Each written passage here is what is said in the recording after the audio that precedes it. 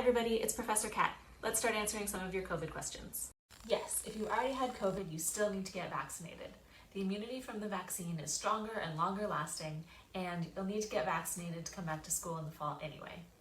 If you've had COVID recently, just make sure that you've recovered and finished your isolation period before you get the vaccine.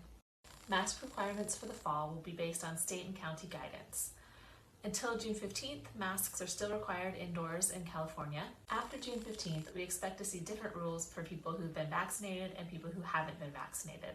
It's likely that people who've been vaccinated will be able to go without a mask both indoors and outdoors, whereas unvaccinated people will still be required to wear a mask inside. On campus in the fall, people with vaccine exemptions, people who haven't received the vaccine, will be expected to be tested weekly and to wear a mask inside. Of course, these plans all depend on what the pandemic is doing in the fall. As we've seen, it hasn't been predictable, and if something changes, we may need to go back to more stringent plans.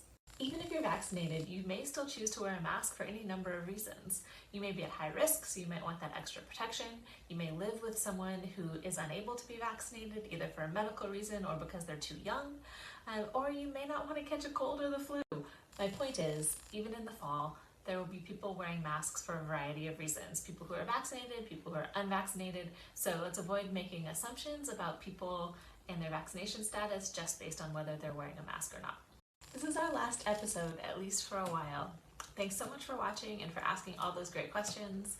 When we started this, I had no idea it would go on so long, and I've really enjoyed getting the chance to talk with you. If you have more questions, we'll still be here. We're not going anywhere. You can reach us either through the covid19@scu.edu email, or parents can ask questions through parents@scu.edu. So I'll see y'all soon. Until then, stay safe, get vaccinated if you can, and take care, everybody.